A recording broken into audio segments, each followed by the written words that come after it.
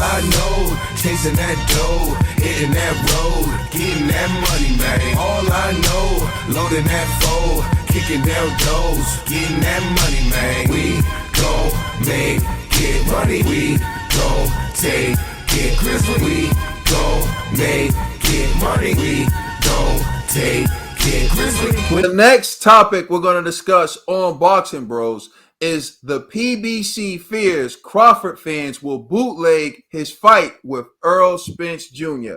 So a PBC executive came out and basically said that there are concerns that Terence Crawford fans will bootleg the fight with Errol Spence Jr. So here's an article from Boxing News 24 in which Tim Smith says fans will steal Crawford versus Spence on pay-per-view. So here's an article, and it says Tim Smith of PBC says the reason the Terence Crawford versus Errol Spence Jr. welterweight clash hasn't been made is based on economics. Smith believes that boxing fans won't purchase the Crawford versus Spence fight. Instead, they'll pirate it and won't pay. The unbeaten WBO 147-pound champion Crawford hasn't been built into a pay-per-view star by his promoter during his 14-year professional career. Smith says Crawford will want too much money for the fight with Spence to be made, and the fans won't support it by purchasing it in high enough numbers.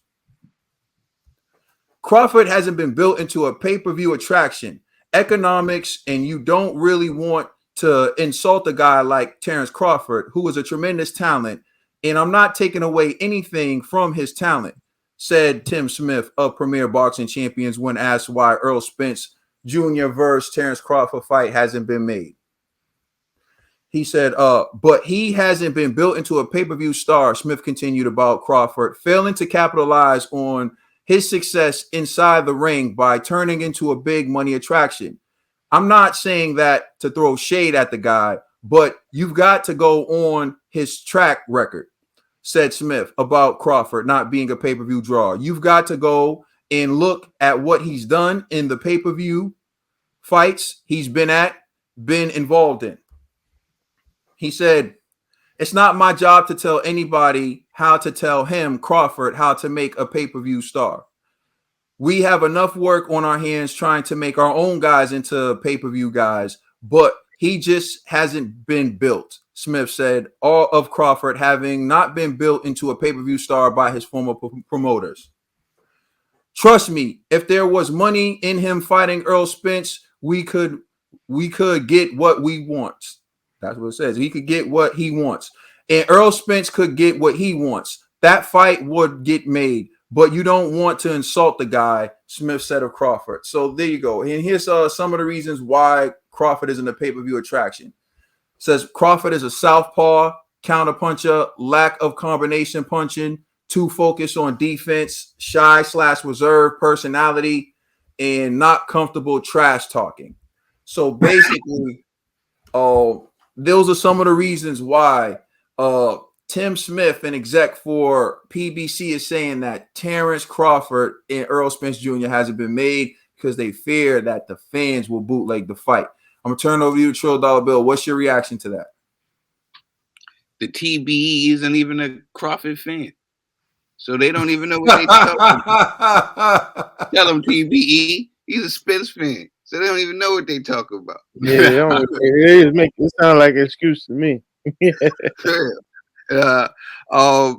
Now what I've said, PBC, they're funny. It's funny. They pulled a G. Like, hey, we like him. We like him.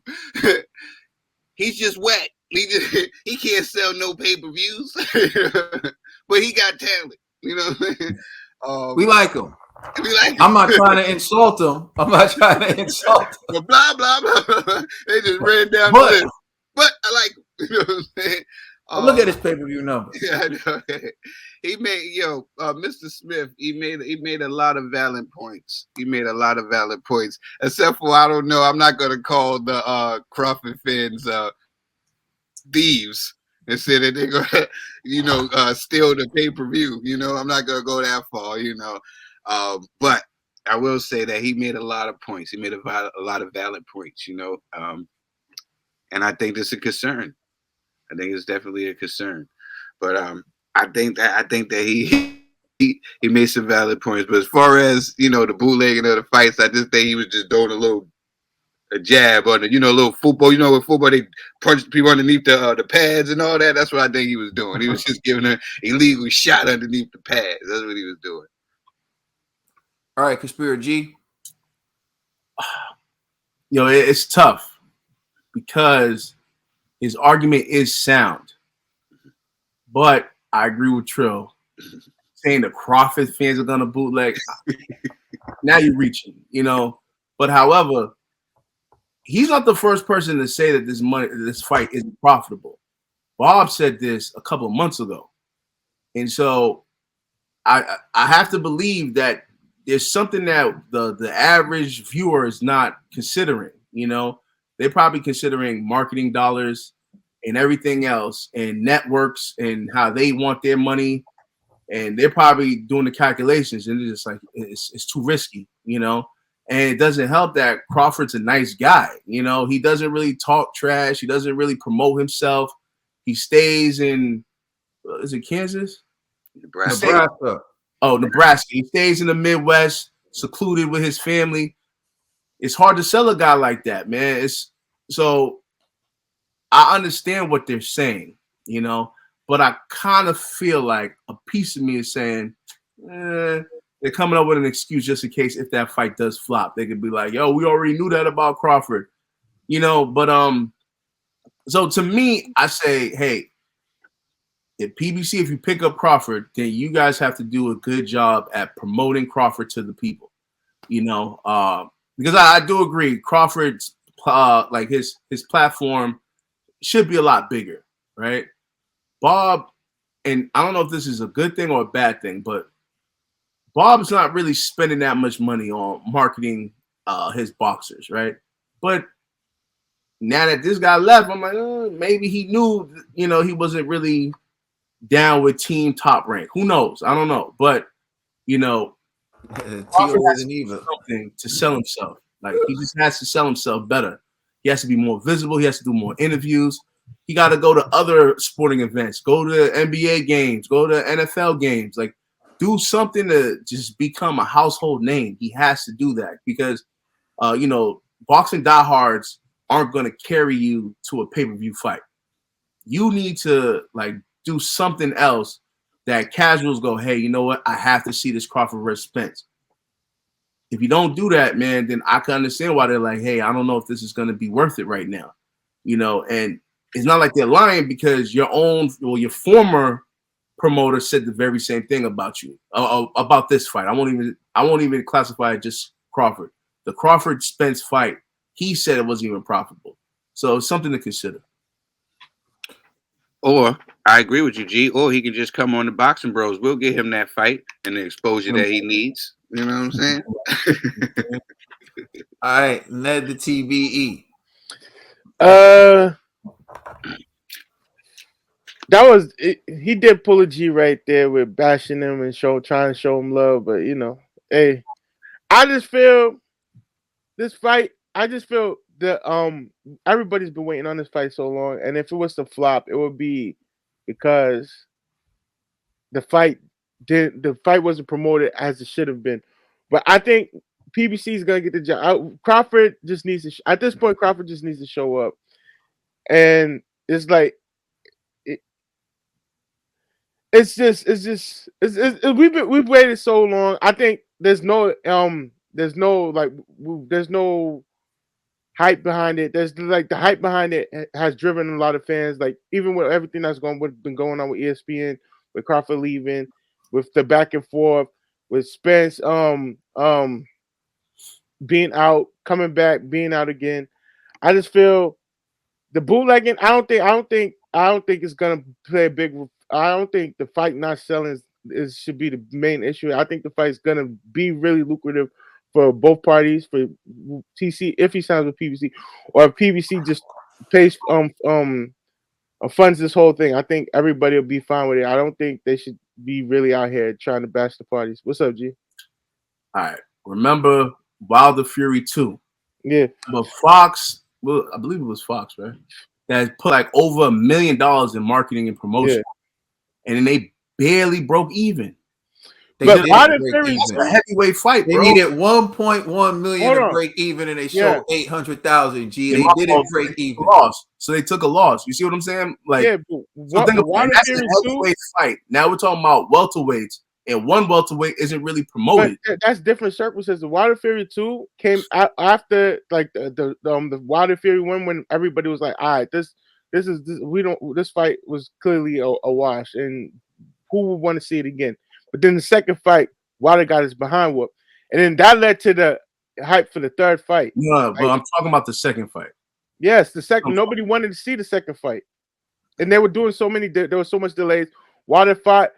Fury fought somebody else. They fought in between fights, and it was just like we don't care about these guys. They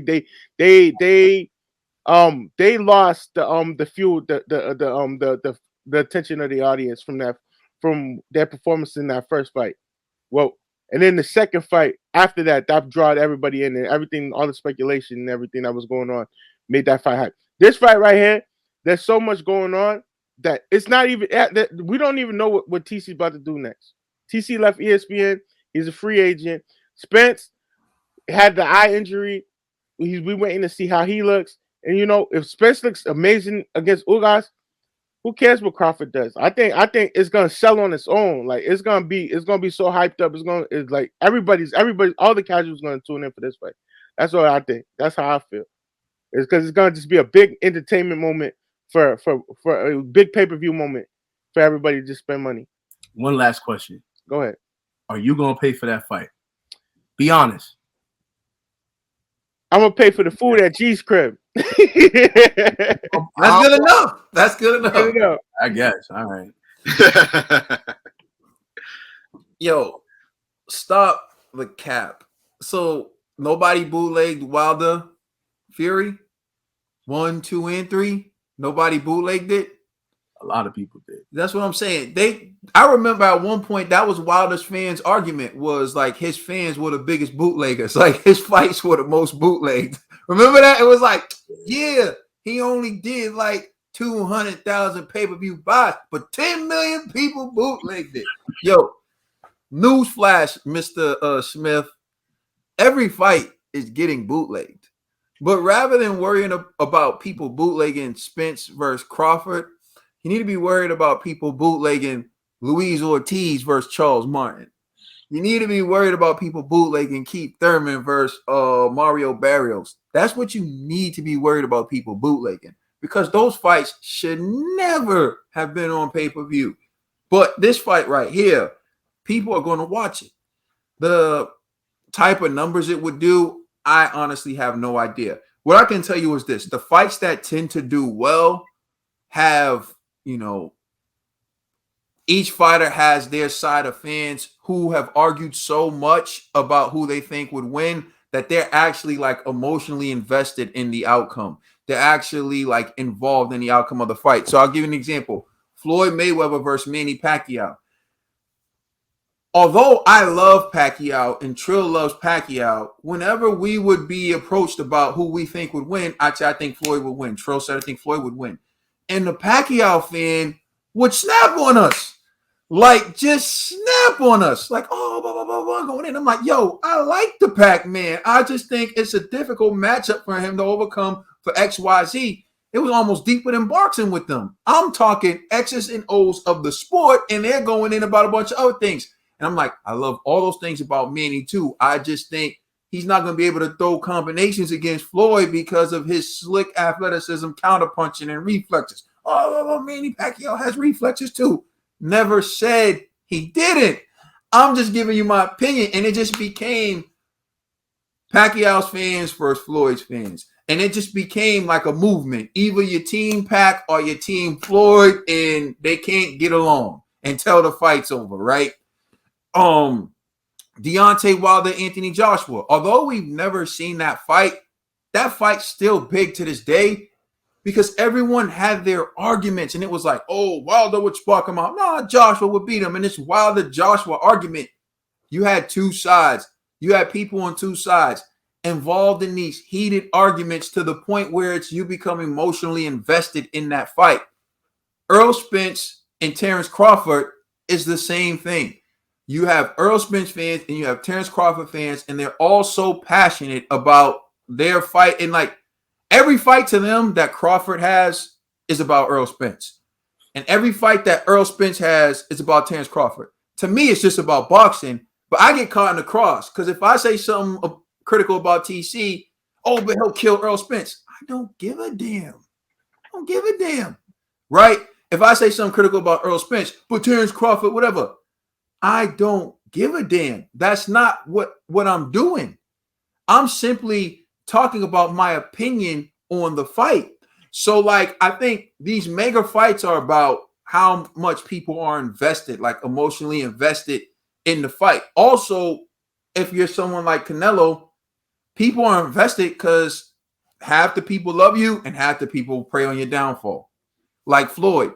If you're Floyd, half the people love you, half the people pray on your downfall. So when Floyd walks into arena, half of the people are yelling, oh, work's easy work, hard work, dedication. And half the people jump up when someone even comes close to landing a punch on Floyd. You know? So it's about, do you invoke feelings in a person? That's why Adrian Broner still is relevant, because people seen him lose, but people never really seen him knocked out. Like people never seen him flatlined on the floor. And so until that happens, every time he's involved in a fight, people are always going to watch it because they want to see someone knock out AB because they don't like him or they dislike him.